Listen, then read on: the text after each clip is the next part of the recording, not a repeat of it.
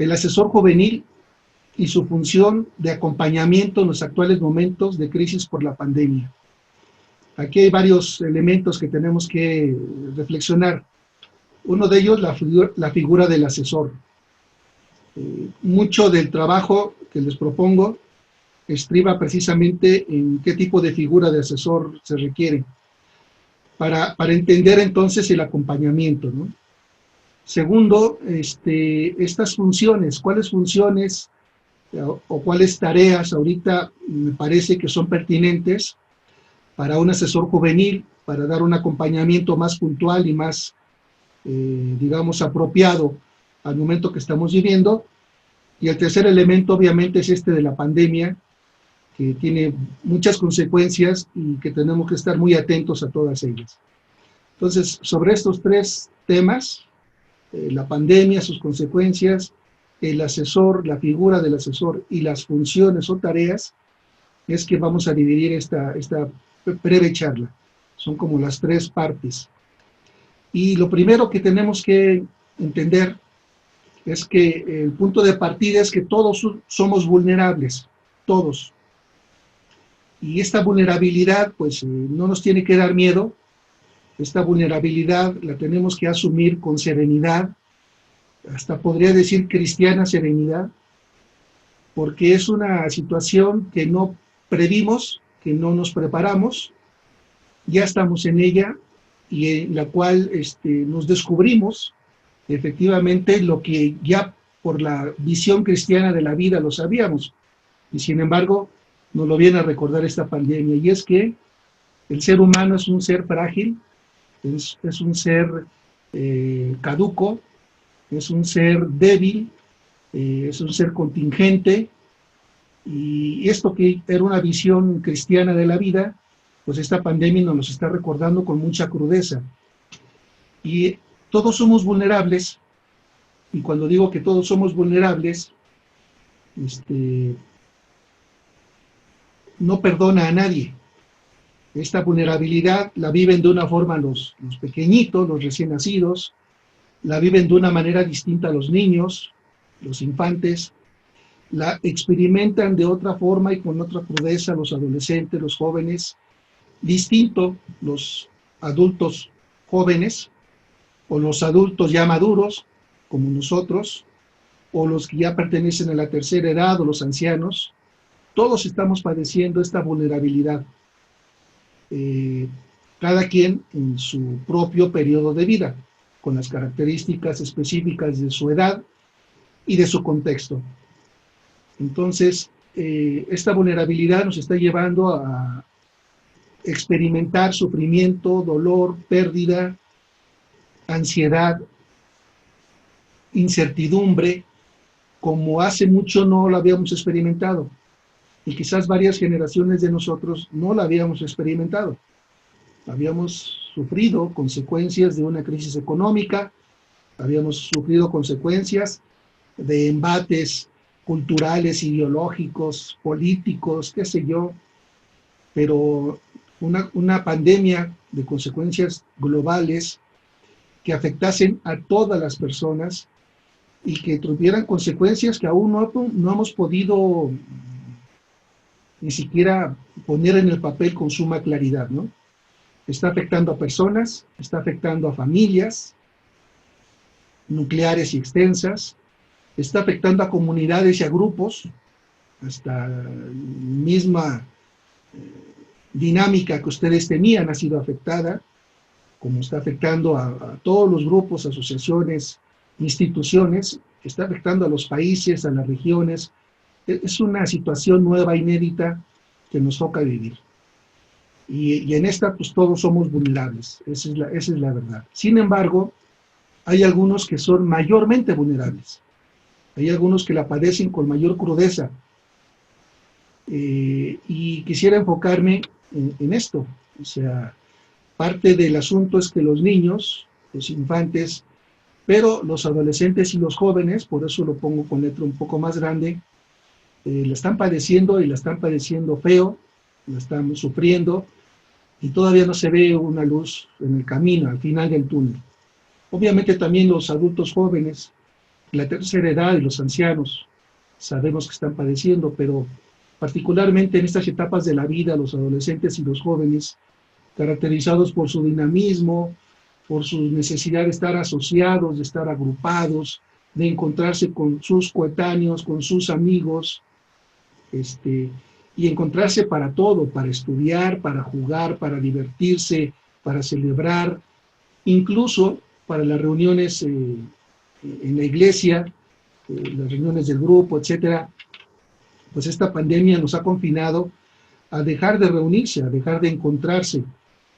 Y aunque ha habido otras formas en las cuales el encuentro se sigue dando, no cabe duda que no es lo mismo.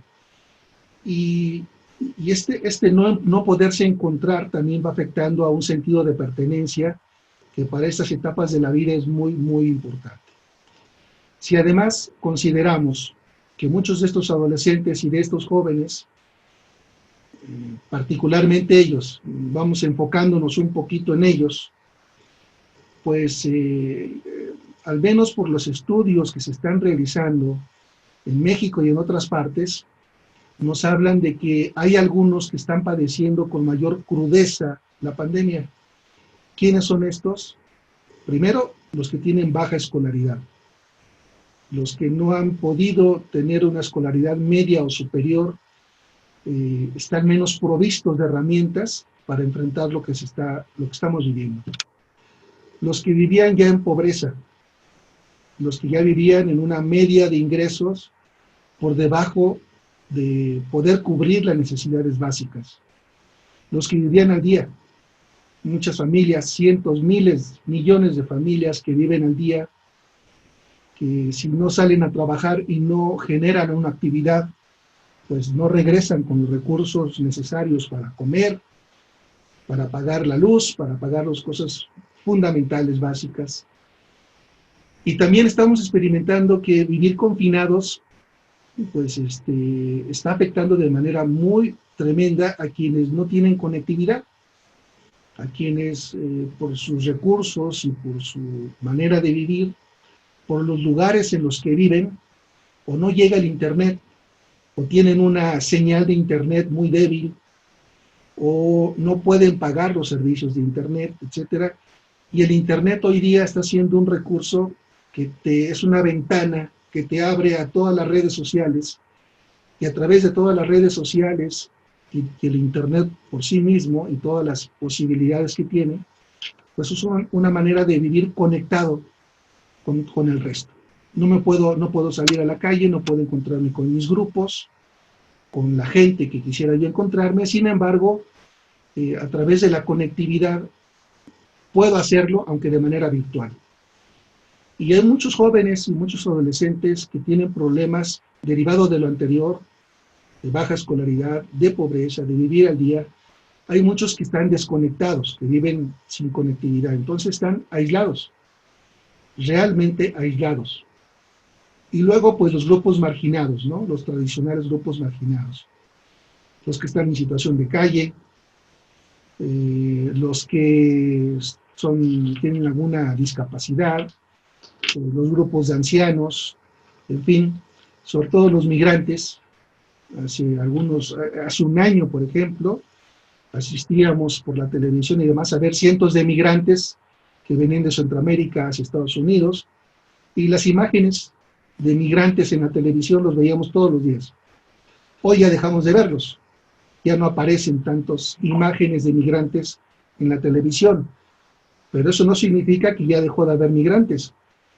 Hay muchísimos grupos inmigrantes escondidos, ocultos, pero también muchos que se hacen visibles por la necesidad de pedir limosna. Esos son también de los grupos marginados. Entonces, en la columna izquierda tienen ustedes que todos somos vulnerables, todos, cada quien en una etapa de vida distinta, pero también en la columna derecha, pues la identificación de que los adolescentes y los jóvenes, particularmente los de baja escolaridad, los que ya vivían en pobreza, los nuevos pobres, porque la pandemia pues ha generado nuevos pobres, mucha gente desempleada, los que ya no pueden vivir al día, porque no hay mucha actividad en la calle que hacer. Los que viven sin conectividad y los grupos marginados, pues la están pasando peor, por decirlo menos. Entonces, esa es la realidad y no estábamos preparados. Y a pesar de que ya llevamos 5 meses, y en los 5 meses hemos aprendido muchas cosas y seguimos aprendiendo cosas, la verdad es que nos agarró desprevenidos, no pensamos que fuera a ser tan duradera, y lo peor del caso es que todavía va a seguir, al menos soportando lo que estoy diciendo en algunos análisis, pues esto no se ha terminado y no se ve el final en el túnel, porque a la pandemia de un COVID-19 que no hemos logrado en México controlar, lo que eso signifique, pues se le van a venir las tradicionales otras oleadas de enfermedades propias del invierno, como es la influenza y otros tantos virus, y la posibilidad de que se combinen y muten y cambien y los antibióticos anteriores y las medicinas, en fin, todo indica que esto todavía puede durar un poco más. No quiero ser pesimista, pero es una realidad. Y si ya ahorita ha tenido una afectación muy fuerte en adolescentes y jóvenes, pues tenemos que seguir preparándonos para lo que sigue.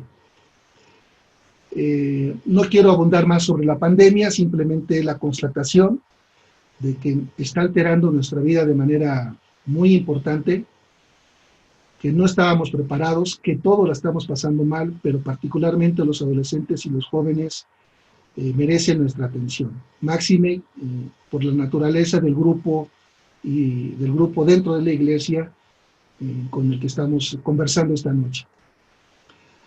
Bien, vamos a dar un pasito más, si les parece. La pandemia entonces es una circunstancia concreta, dura, cruda, a la que no nos habíamos enfrentado antes, ¿no? Y ya de suyo tiene su naturaleza, pero tiene también consecuencias. Y estas consecuencias tienen que ver en lo físico y en lo corpóreo. Probablemente hasta ustedes y yo, estamos ahorita conectados, pudiéramos conversar sobre cómo ha cambiado nuestro físico. Algunos han subido de peso, pero también algunos hemos bajado de peso. No lo teníamos ni siquiera previsto y sin embargo así ha sido. También estamos cambiando en lo mental y está teniendo afectaciones en lo emocional. Y van de la mano. Lo físico, lo corpóreo, lo mental y lo emocional van de la mano. Y las consecuencias en estos ámbitos también son importantes. Hay algunos estudiosos del ámbito de la educación que ya están intentando medir las consecuencias de esta pandemia en el desarrollo intelectual educativo de los jóvenes. Porque aunque siga la escuela o continúen los procesos escolares a distancia, de forma virtual, pues eso no quita que estemos teniendo consecuencias no positivas, desastrosas, para el desarrollo mental, intelectual de los muchachos. Y no se diga en el ámbito emocional. Los jóvenes, si no sienten el apapacho de su grupo de pertenencia, si están aislados de ese grupo, si no tienen la posibilidad de establecer esas relaciones emocionales intensas como son propias en la adolescencia y en la juventud, el recluimiento y el aislamiento y el confinamiento causa problemas emocionales fuertes. Los mismos adultos estamos experimentando problemas emocionales fuertes, situaciones que no sabemos cómo controlar, situaciones que están derivando en violencia dentro de las casas. Y si bien la violencia ahorita tenemos muy medido que ha sido desafortunadamente canalizada hacia la mujer, también hay muchas formas de violencia muy sutil, pero muy real, hacia los jóvenes y los adolescentes. Y todos esos son problemas de orden emocional que no podemos pasar por alto. Y esto también tiene consecuencias en lo espiritual y lo religioso. La iglesia está sufriendo como institución, como grupo, como asamblea, estamos sufriendo desde el punto de vista que tampoco podemos reunirnos con la asiduidad y la frecuencia y con los fines acostumbrados. Y la vida espiritual también puede menguar, también puede venirse abajo. Puede ser un cohete que nos lance hacia una mayor espiritualidad, siempre y cuando busquemos el verdadero rostro de Dios. O puede simplemente desencadenar mayor religiosidad, formas religiosas, por el miedo. El miedo es una fuerza interna que nos mueve a muchas cosas y también nos puede mover a rezar, a orar, el miedo, a pedirle a Dios con mucha intensidad no sufrir pérdidas de salud, pérdidas humanas, pérdidas de seres queridos, pérdida del trabajo, y todo eso puede, digamos, impulsarnos a hacer mucho rezo, pero no necesariamente un impulso espiritual maduro, serio. Entonces, la pandemia está teniendo también consecuencias que todavía no hemos medido, todavía no podemos medir hasta qué punto está afectando en lo espiritual y lo religioso. Lo laboral, ¿qué les puedo decir? Es realmente dramático lo que estamos viviendo, porque muchas personas habían hecho esfuerzos de muchos años para tener un pequeño negocio o un mediano negocio o una pequeña y mediana empresa, y obviamente esta pandemia nos está afectando de manera dramática. Si sumamos a esto que el gobierno federal no ha querido canalizar recursos en apoyo a todo este sistema y ha dejado que por sí mismos logren superar esta crisis, bueno, pues el resultado es que hay mucho desempleo, muchos han tenido que cerrar con el dolor de su corazón y muchos han tenido que pasar a recibir su liquidación. En el ámbito laboral, por ejemplo, ahí los jóvenes la están padeciendo peor que nunca. En lo económico, pues todo esto se refleja en lo económico, en la dinámica social también se ha reflejado. Ustedes todos somos testigos, al menos por los noticieros, de cómo se está incrementando la violencia y la desesperación y hacer justicia por propia mano. Y bueno, hay una serie de fenómenos sociales todavía no estudiados, pero ya presentes, como fruto de toda la afectación de todo lo que estamos viendo. Y no se diga en el ámbito político, en el ámbito institucional, en el ámbito nacional, mundial, en fin, y también en lo eclesial. Entonces las consecuencias son generales. Ojalá pudiéramos parcializar, como si partiéramos un pastel en trozos y decir, el COVID solamente afectó en este trozo del pastel, pero toda la demás realidad permanece igual. Eso es falso. El COVID y el no estar preparado y el no ser asertivo en algunas de las respuestas, pues está haciendo que se afecte todo, todas las edades, en todos los rubros de la existencia. Y si tuviéramos certeza de que esto acaba en un mes, en dos meses, y que vamos a regresar a lo que ya conocíamos, y eso que ya conocíamos le llamamos la normalidad, pues permítame desengañarlos. La verdad es que no. Ni ha terminado, todavía van a venir más consecuencias y va a ser muy difícil que regresemos a lo de antes. Y hasta valdría preguntarse si es conveniente regresar a lo de antes. Si de veras queremos regresar a lo de antes. ¿Qué le toca a la iglesia? Porque es una de las preguntas que se hacían en la introducción de esto y es parte de la motivación. ¿Qué le toca a la iglesia en sentido ahorita general? ¿Qué puede decir la iglesia que se dice experta en humanidad ante esta circunstancia tan profunda, amplia, global y dramática? Y bueno, que la iglesia sea experta en humanidad significa dos cosas, que gracias a la revelación de Cristo tenemos un conocimiento de lo para que las cosas buenas que Dios quiere sucedan. El trabajo humano suma a la voluntad divina de que las cosas buenas para todos sucedan. Si algunos de los asesores piensan que solo Dios va a resolver esto y que basta con rezar y pedirle a Dios que lo resuelva, están cancelando la parte que nos toca a nosotros. ¿Qué nos toca? En primer lugar, ver esta realidad a la luz de la fe. No hay que negar la realidad. Yo espero que ninguno de las 198 personas que están aquí conectadas, puede haber más porque a lo mejor hay 2 o 3 en algún televisor, pero ninguno niegue la realidad, pertenezca a ese grupo de personas que no creen en el COVID, que piensen que esto es un engaño, una farsa, una invención política, científica, de las farmacéuticas, ¿no? Esto es real. Pero hay que ver la realidad no solamente desde el punto de vista de los noticieros o de la ciencia, sino hay que ver la realidad a la luz de la fe. Y esto es muy importante. Ahí está también un trabajo muy esmerado que tienen que hacer los asesores. Ver la realidad a la luz de la fe en Cristo. Y esa es toda una tarea que incluso ameritaría otra charla, otra conferencia, ¿eh?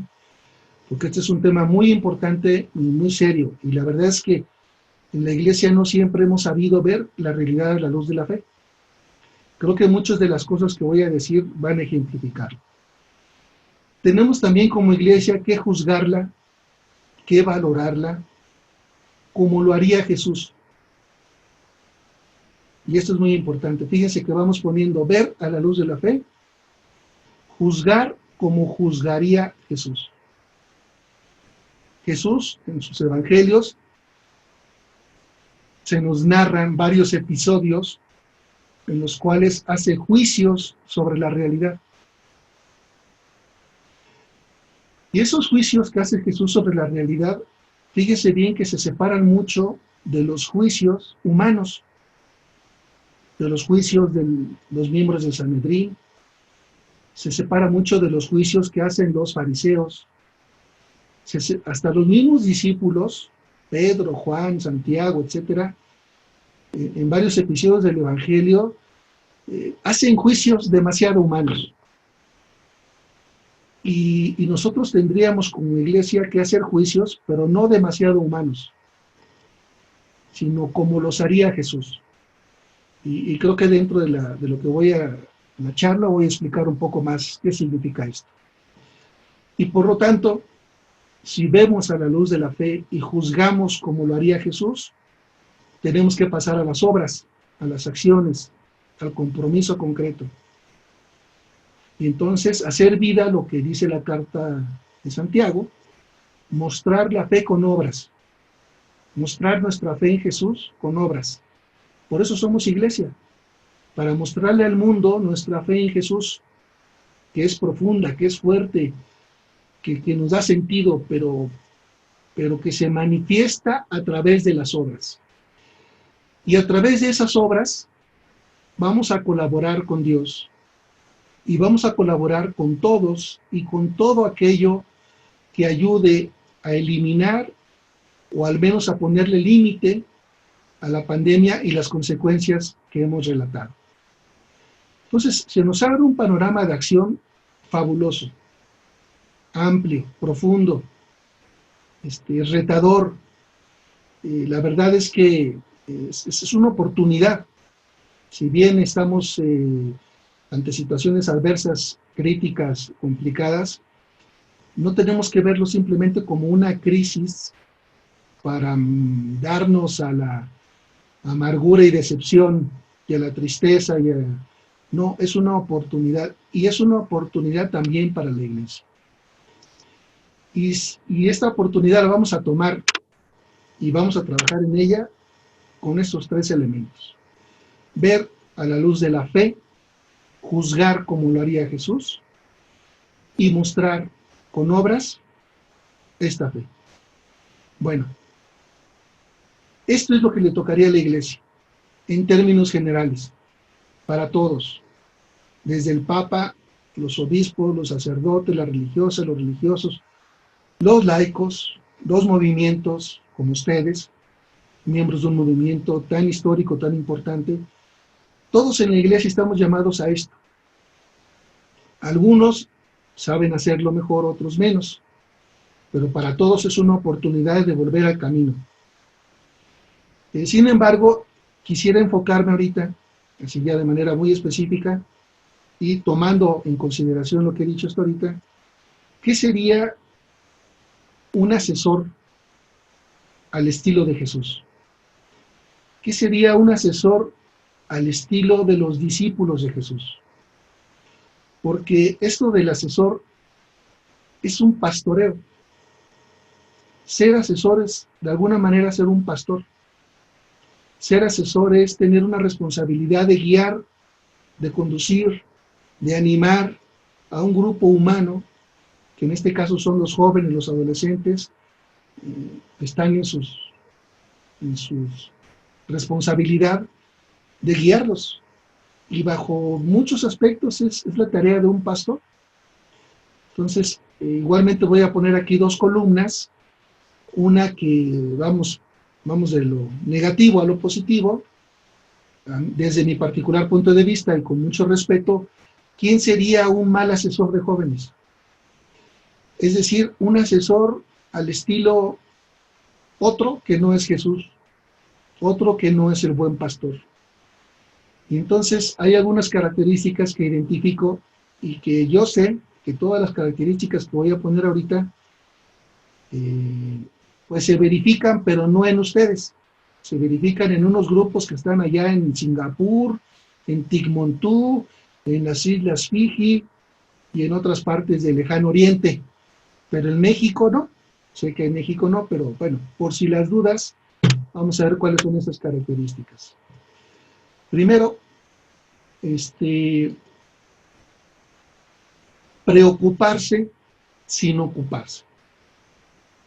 Que esa es una tentación de muchos. Estar preocupados. Hoy estoy muy preocupado por mis jóvenes. Estoy muy preocupado por esta situación. Sí, pero no se ocupan. La preocupación, por muy intensa que sea, hasta lágrimas se me salen cada que pienso en estos problemas. Sí, pero si eso no se pasa a la acción, a ocuparse, de nada sirve. Jesús no solamente vino porque estaba preocupado de la humanidad, del pecado y las consecuencias, se ocupó.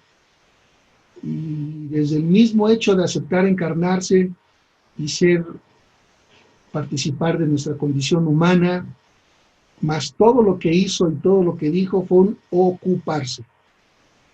No nos salvó desde la preocupación, sino desde la ocupación.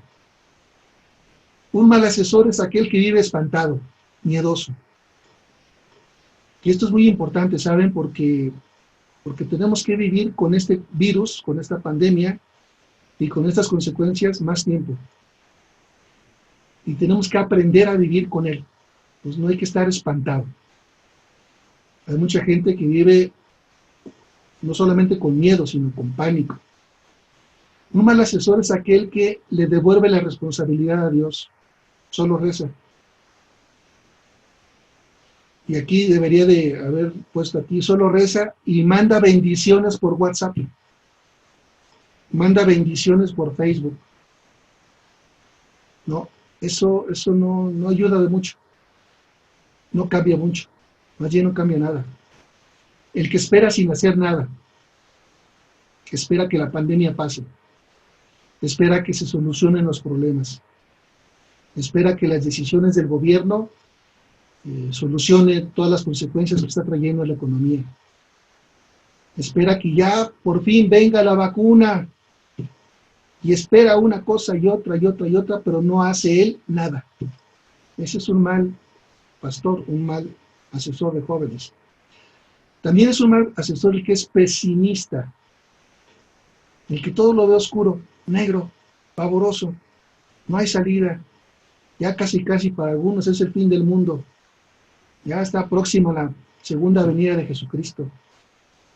Toda esta pandemia incluso es un castigo de Dios por todos los males, empezando por el aborto y bueno, sígale todo el rosario de males presentes. Y nada más ve esos males presentes, que aunque son reales, pues alimentan una visión que llamamos pesimista. El ingenuo, el que es ingenuo ante la realidad y el dramatismo de lo que estamos viviendo. El que está desinformado. Esto es muy importante, ¿eh? Hay mucha gente que no se informa porque le causa temor interno. Dice, ¿para qué veo noticias? ¿Para qué leo? ¿Para qué me entero si me deprimo más? Y entonces prefiere vivir desinformado. Y un pastor desinformado, un asesor desinformado, no puede ayudar, no puede hacer muchas cosas. Necesitamos partir de un conocimiento de la realidad.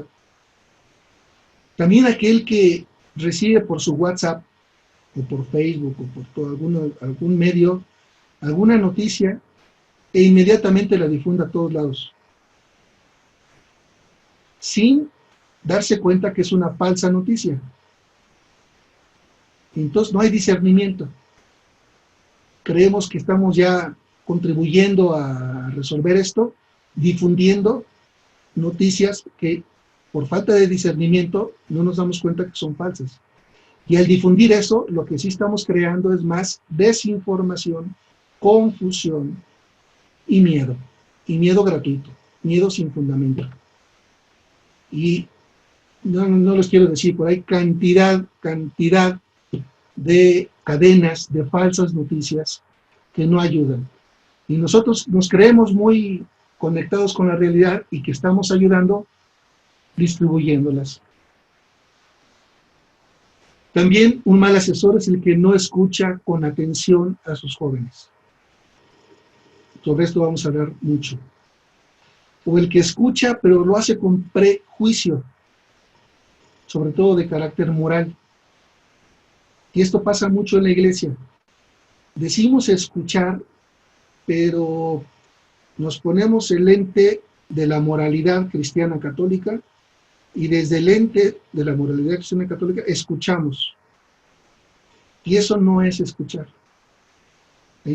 Sobre esto vamos a hablar un poquito. Me parece que tampoco es un buen asesor el que dicta qué hacer, el que les dice a los jóvenes qué tienen que hacer. Como si los jóvenes no tuvieran inteligencia, conciencia, voluntad, sagacidad, astucia, como si en los jóvenes no actuara el Espíritu Santo. El paternalista, sobreprotector, incluso que a veces damos falsas expectativas, el que descuida a los últimos. Este es un elemento muy importante dentro de la visión cristiana, de todo aquel que tiene a su encargo un grupo, porque la forma en que Jesús se hizo cargo de la humanidad es viniendo por los últimos, atendiendo en primer lugar a los últimos y rompiendo todos los esquemas humanos habidos, ya en la antigüedad como ahora, ¿no? Por ejemplo, esto de dejar 99 ovejas, descuidarlas por ir a buscar una que se perdió. Esto humanamente es ridículo, es absurdo. Si se perdió una, bueno, pues fue una merma, fue una desgracia, ella tuvo la culpa, pero no voy a descuidar mis 99. Y Jesús invierte los esquemas. Deja las 99 y va a buscar la oveja perdida. Va por los últimos. Y en esto también nuestro Papa Francisco nos ha hecho mucho hincapié. La Iglesia hoy tiene que tener una atención prioritaria, comenzando por los últimos, por los descartados, por los que nadie se interesa de ellos. Por eso sería un mal asesor el que descuida a los últimos. Un mal asesor también es el que no hace más que repetir la vieja lección, las viejas respuestas. Lo de antes, lo que se hacía antes, eso lo repite. Y eso es signo de un mal asesor, porque aunque le eche muchas ganas, las respuestas no son las adecuadas. Los tiempos cambian, las circunstancias cambian, las necesidades que hay que atender cambian. Lo que se me exige cambia. Entonces no puedo simplemente repetir lo mismo de siempre, por muy intenso y con mucho amor que lo haga. Y ya de a tiro el que sí tenemos que darle una patada atrás y sacarlo es, si hay un asesor que ya tiene prisa de entregar el cargo, y que dice, no, yo ya quiero entregar el cargo, ya quiero que me quiten de esto, ya quiero decirle a mi jefe, al encargado, que se busque otro. El que quiere huir, ¿se acuerdan de esta figura que usa mucho Jesús, no? El buen pastor no huye ante el peligro que ve venir, no huye. Entonces, hoy más que nunca, los que estamos al frente de un grupo, o tenemos alguna responsabilidad de frente a algún grupo, y estamos viendo los peligros que nos acechan también a nosotros mismos, no podemos huir, no podemos querer entregar el equipaje. Ahí está, yo ya me lavo las manos. Bueno, aquí tienen 15 características de conductas de un asesor que no son las adecuadas si queremos hacerlo como iglesia y bajo la iluminación o la guía del buen pastor, de Cristo nuestro buen pastor, que es el modelo también para un asesor. Por contraparte, pues está un buen asesor. ¿Quién es un buen asesor? Bueno, pues el que se ocupa y lo hace con pasión, ¿eh? No con debilidad, no con poco tiempo, no al ahí se va, a la mexicana. Con pasión, con ganas, con entusiasmo. El que además es prudente pero esperanzado. No vive espantado, es prudente. Sabe que también se puede enfermar, sabe que las consecuencias también le pueden afectar. Reconoce la afectación que ya ha tenido en su propia persona. Pero no vive espantado, no vive con pánico, vive con esperanza. Reza, sí, reza, pero también piensa y hace. Y entonces aquí se da la suma de estas dos fuerzas que decíamos hace un momento. Lo humano se suma a lo divino se suma a lo humano. Si solo rezamos, le estamos dejando a Dios todo. Si nada más hacemos sin rezar, creemos que nosotros lo haremos todo. Y esa es la grandeza del cristianismo. Es la única religión que propone una simbiosis de colaboración entre lo humano y lo divino, en que las dos partes son importantes, vitales. Y no sé, ninguna de las dos queda aniquilada. Es activo, también sabe ser paciente, pero un buen asesor al estilo de Jesús es activo y paciente, sabe esperar, es optimista, ve la realidad, no niega la realidad, pero es optimista. En vez de ser ingenuo, así como muy infantil ante la realidad, tiene una sana picardía para intentar cosas nuevas. Y esto lo hemos perdido mucho en la iglesia, ¿eh? Una sana picardía por intentar cosas nuevas, respuestas nuevas, sin ingenuidad. En vez de estar desinformado, estamos bien informados. Discernimos las noticias para no difundir noticias falsas. Imagínense, un asesor y un cristiano tiene que ser portador de buenas noticias, y si no las discernimos, somos portadores de noticias falsas. Estamos echando a perder todo. El buen asesor escucha a los jóvenes, los escucha con atención, los escucha sin prejuicios. Y esto es muy importante porque estamos asistiendo a cambios generacionales. Nosotros somos de una generación, tenemos una mentalidad, una forma de vida, unos valores, unos conceptos. Hemos entendido la religión católica de una manera. Muy bien, no hay que negarla.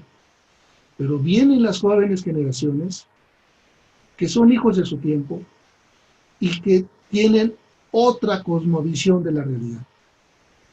Hay que entenderlos antes de juzgarlos. Y para entenderlos hay que escucharlos sin prejuicio.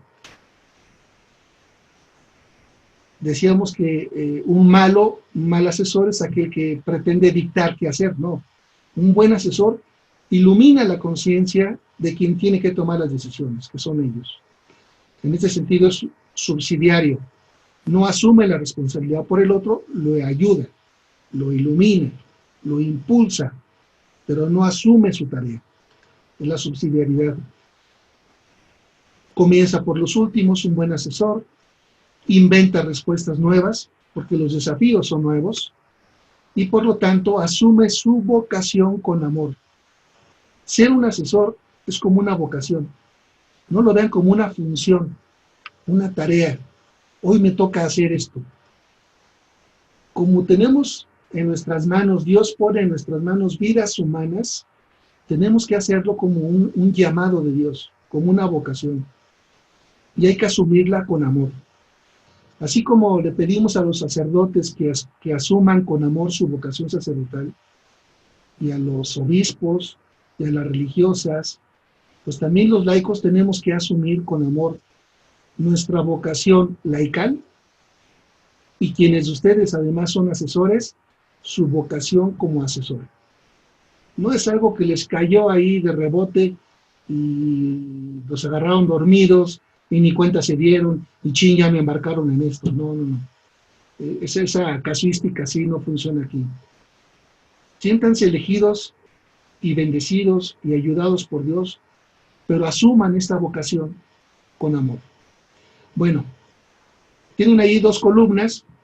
Si estuviéramos en vivo, les diría ahorita, a ver, tienen 5 minutos y cada quien va a hacer un ejercicio de subrayen dónde andan. ¿Qué características, con honestidad, dónde se ubican ustedes? Ah, pues yo en la 7 del lado izquierdo, yo en la 9 del lado derecho, etcétera, ¿no? Porque todas tenemos un poco de las dos. Puede ser que tengamos algunas características de la izquierda y seguramente tenemos características de la derecha. Pero lo importante es identificar qué tipo de asesor soy, cada uno de nosotros. ¿Qué tipo de asesor soy? Y esto se los dejo como tarea. No lo podemos hacer virtualmente y el tiempo ya se nos come, pero como tarea me parece que sí lo pueden ustedes hacer. 10 propuestas y 4 máximas. Y ya vamos a la tercera parte de esta charla, porque además el tiempo nos come. Ojalá que me regalen unos minutitos más. Aquí por el WhatsApp me indicará si es posible. Vamos rápidamente a esto. Entonces, 10 propuestas que la realidad me parece que les pide a ustedes como asesores. Primero, escucharlos, escuchar las dudas de los jóvenes, escuchar sus miedos. Tienen que hacer espacios para escucharlos, para que ellos hablen, sin límite. ¿A qué tienen miedo? Y hacer una especie de inventario de las formas de marginación que están viviendo sus jóvenes. Quienes no tienen dinero, quienes no tienen trabajo, quienes no tienen conectividad, quienes no tienen estudios, quienes tienen que ser muy realistas. ¿Qué tipo de jóvenes tengo? Para adecuar las respuestas. Entonces, hay que escucharlos y hacer un inventario de la marginación, para que sus respuestas osadas y nuevas respondan a esta realidad. Segundo, una vez que escuchen, decíamos, hay que ver a la luz de la fe y juzgar como juzgaría Jesús. Esta segunda tarea es eso, interpretar humanamente y con amor las conductas de los jóvenes. No ser fáciles al juicio condenatorio. Estás perdiendo el tiempo en internet, ya estás otra vez chateando con tus... Estás perdiendo, ve nomás de pura pornografía, en fin, puras cuestiones de orden moral. No, hay que interpretar qué hay atrás de esa conducta de los jóvenes, de esas respuestas, en qué invierten su tiempo, en qué gastan su tiempo, su humanidad, su inteligencia, en dónde están sus afectos, sus miedos, sus temores, en fin. Hay que interpretar eso humanamente. Eso es lo que hizo Jesús con nosotros, con cada uno de los personajes que fueron salvados por Jesús. Fueron salvados porque interpretó humanamente a la pecadora, no moralmente. Si hubiera interpretado moralmente a la pecadora, hubiera lanzado la piedra, yo creo. Hay que interpretar humanamente lo que hay atrás, en el trasfondo de la conducta de las personas. Porque la conducta de las personas es la parte que aparece por fuera. Y si las juzgamos solamente por lo que aparece por fuera, nos estaremos equivocando. Hay que ir adentro de los corazones, adentro, tratar de entender qué hay adentro de esa persona que hace tal o cual, tiene tal o cual conducta. Y este es un trabajo paciente, es un trabajo de un pastor que conoce a sus ovejas, tal cual. Tercera propuesta. Ustedes se van a encontrar que hay una característica, y es que los jóvenes se sienten víctimas a unos niveles un poco alarmantes, ¿no? Víctimas de recibir un mundo ecológicamente en ruinas, un mundo, una tierra que ya está siendo inhabitable, en donde no hay trabajo para todos, en donde incluso de ahí se justifican algunas de las conductas, como por ejemplo, no aspirar a formar una familia, no aspirar a casarse. Y si aspiran a reunirse o juntarse con una persona, sin hijos, porque traer hijos es traer gente a sufrir este mundo. Y bueno, hay una serie de cosas en las cuales los jóvenes se sienten víctimas, pero hay que ayudarles a transformar esa visión, a deconstruir ese victimismo y ayudarlos a ver que viven en un tiempo privilegiado comparado con otras generaciones. Viven en un tiempo privilegiado por la cantidad de información, de desarrollo científico, tecnológico, de nuevas posibilidades. Es un tipo privilegiado que muchas de las generaciones pasadas no tuvimos, pero ellos están instalados en ese victimismo. Entonces hay que ayudarlos a deconstruir eso, o sea, a pulverizar esas visiones pesimistas, negativas, que se han formado sobre el mundo que les toca vivir, sobre el mundo que recibieron y que fue hechura de nuestros padres y abuelos y las generaciones pasadas. Si no superan ese victimismo, no van a ser sujetos de su propio desarrollo, no van a ser líderes del futuro. ¿Cómo se puede deconstruir ese victimismo? Miren, partamos de un hecho que no podemos ahorita dedicarle mucho tiempo, pero hay un cierto fracaso del sistema educativo mexicano nacional, y ante ese fracaso los jóvenes tienen poca cultura, conocen poco la historia, y entonces hay que crear, y eso yo creo que está al alcance de sus manos de ustedes, crear círculos de lectura y de conversación. Por ejemplo, estudiar, conocer todas las pandemias que la Iglesia ha pasado a lo largo de los siglos. ¿Y cuál ha sido la respuesta de la Iglesia en la pandemia del siglo XII, y en la del siglo XIV, y en el siglo XVII, y en la del XX? Esta no es nueva, es una pandemia más, pero incluso para que valoren que las circunstancias de esta pandemia en la actualidad son muy privilegiadas comparadas con las circunstancias de otras pandemias. Pero eso hay que ir a leer, hay que ir a conocer un poquito de historia y conversar sobre estos temas. Entonces, eso que por cultura general no se les da en las escuelas, en el sistema educativo, tenemos que fomentarlo desde la iglesia y a través de estos grupos. Porque a través de estas lecturas, de conocer la historia y de conversar sobre estos temas, se van a dar cuenta que su victimismo no tiene fundamento, que su victimismo es una exageración fruto de la ignorancia, y que están ignorando las 1001 posibilidades que les da su tiempo, en el que nos toca vivir, para enfrentar los problemas. Entonces, esto de crear ciclos de lectura y conversación es muy importante, y se puede hacer de forma virtual. Eso es una ventaja, se puede hacer de forma virtual. A través de esto, ayudarles a levantar la mirada. Levantar la mirada, no estar con la mirada agachona, ni ver solo el hoy, o el momento, el instante. Hay que ver un poquito con perspectiva, con futuro. La historia nos enseña muchas cosas, pero hay que conocerla. Y también hay que ensanchar el corazón, aprender de Jesús. Parte de los círculos de lectura que yo sugiero son círculos de lectura de los evangelios, no clases de Biblia para jóvenes. Que tomen el libro de los evangelios y lo lean y lo conversen, y van a aprender muchas cosas de Jesús, y van a aprender que ese Jesús amigo, que siempre les hemos inculcado, cercano a ellos, les enseña cosas y mueve su corazón y ensancha la visión y el centro de sus decisiones a niveles que no lo hace nadie más. No lo hace ni siquiera la ciencia, mucho menos los medios de comunicación o qué sé yo, ni siquiera nosotros como iglesia. Es Jesús y sus enseñanzas las que ensanchan el corazón y lo llevan a niveles de amplitud, de amor universal, etc. Entonces necesitamos que de la miopía, del victimismo y de un corazón apachurradito, los jóvenes tengan una visión amplia, lejana y un corazón ensanchado.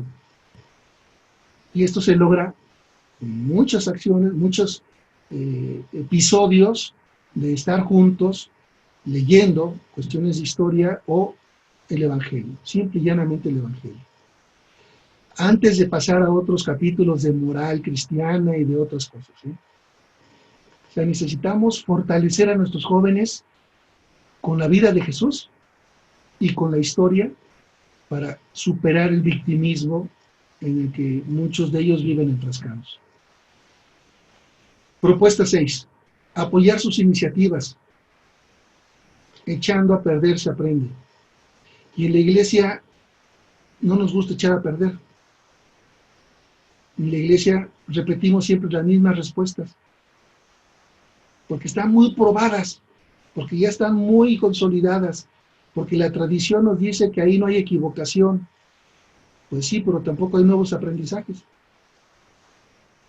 Y esos nuevos aprendizajes vienen de las propias iniciativas de los jóvenes. Hay que apoyarlas sin miedo, aun por locochonas que parezcan. Hay que formar redes de apoyo entre ellos.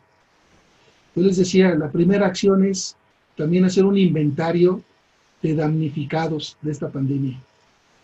Y teniendo ese inventario de damnificados, de las nuevas formas de marginación, formar redes de apoyo.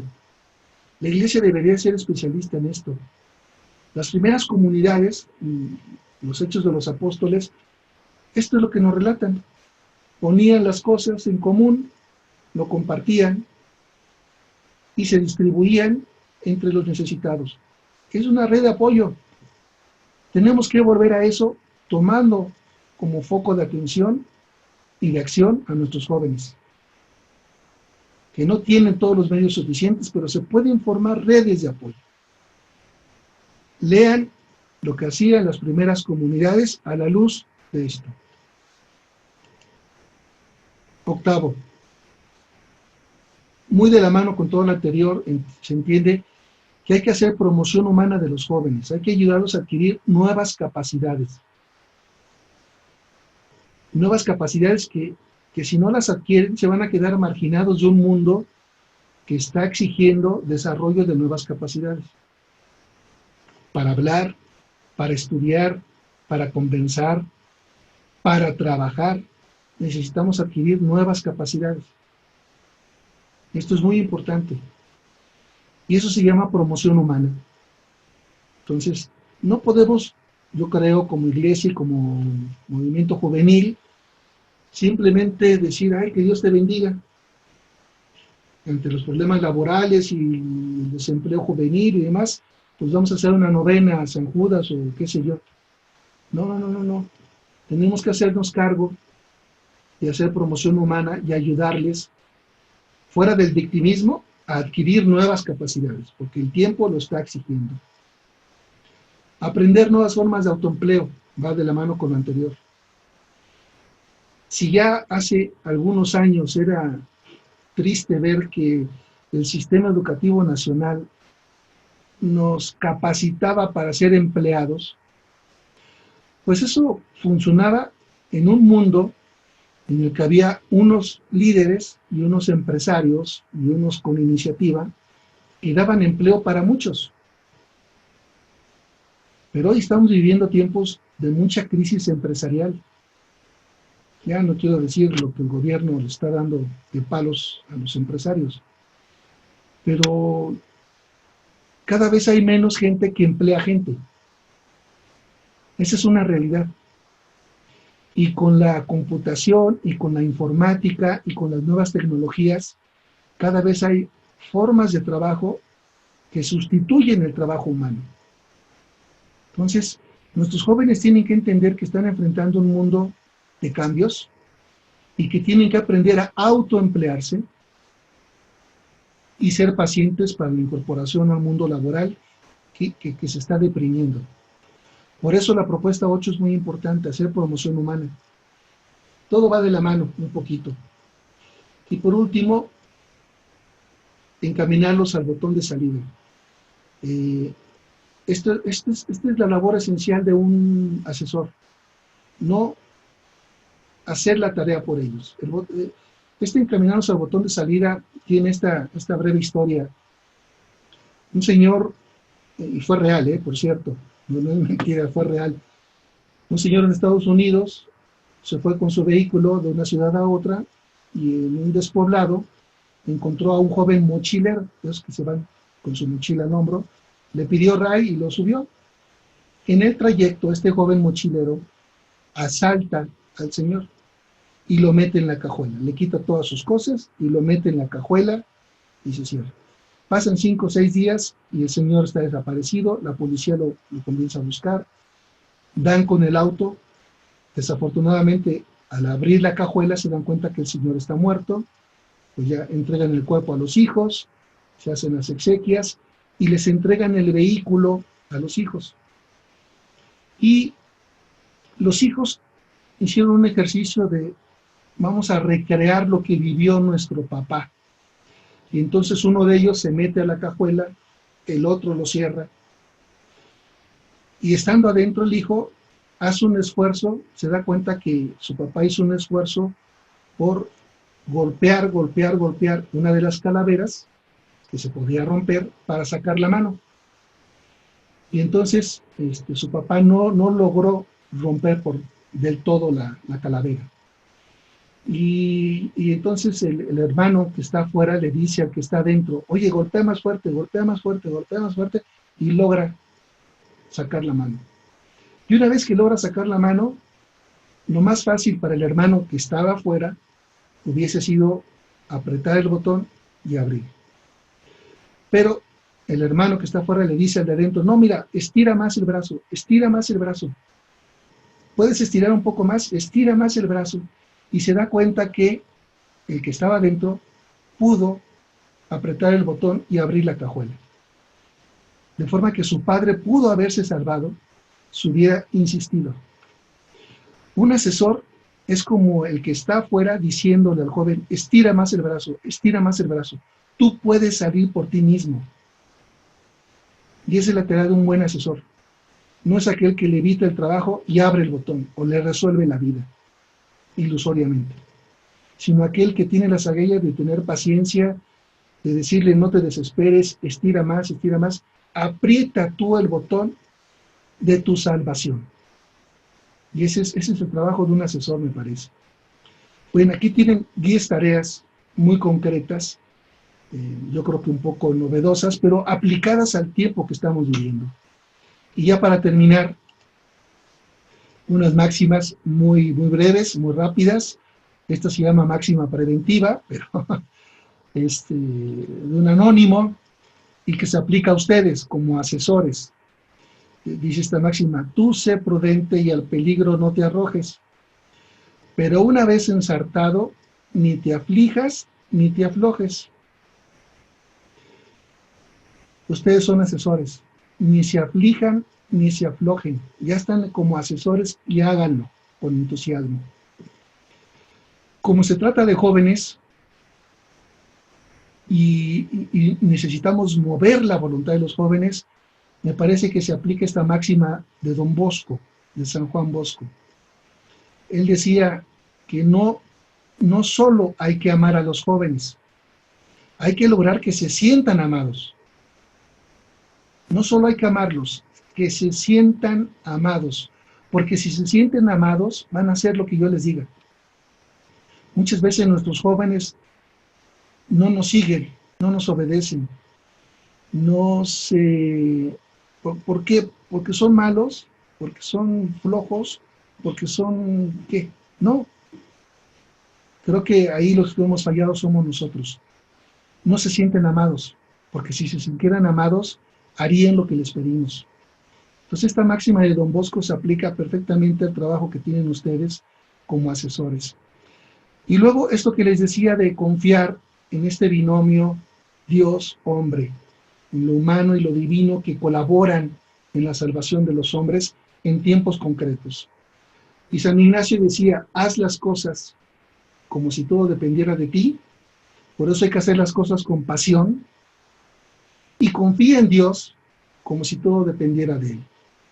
Fíjense que el verbo de la primera oración es haz, tú haz, como si todo dependiera de ti, pero no confíes en ti. El verbo de la segunda oración es confía en Dios. Y estas dos oraciones juntas hacen este milagro de fusionar la acción divina con la acción humana. Y entonces se da el milagro. Y todo esto cuesta trabajo, ¿eh? Todo esto no es gratis ni es fácil, todo es con trabajo. Hay que sudar, hay que batallar, hay que cansarse. Si un asesor quiere evitar la fatiga, como diría el doctor Chapatín, pues se equivocó de grupo, o sea, no. En esto, la historia de los apóstoles, la historia de los santos, la historia incluso de las gentes que nos precedieron dentro del movimiento, nos hablan de que hay que trabajar y hay que hacerlo con seriedad. A mí me gusta mucho terminar con esta expresión de un padre de la iglesia, San Ireneo, que dice, cuando Dios trabaja, el hombre suda. Dios quiere trabajar y quiere trabajar salvando a los hombres, pero ese trabajo de Dios pasa por nuestro sudor. Si ustedes y yo no hemos sudado por la promoción de nuestros jóvenes, por la evangelización de nuestros jóvenes, si no hemos sudado, estamos impidiendo que Dios trabaje. Pero si estamos dispuestos a amar a Dios y amarlo a nuestro prójimo, hay que trabajar, hay que sudar, hay que dedicarle tiempo, dinero y esfuerzo. Y tener esta expresión como un aliciente nuestro. Mi sudor no es mi sudor, es trabajo de Dios a través de nuestra acción. Bueno, perdón si me pasé algunos minutos y espero que esto sea, pues, de alguna manera iluminador para su trabajo. Muchas gracias.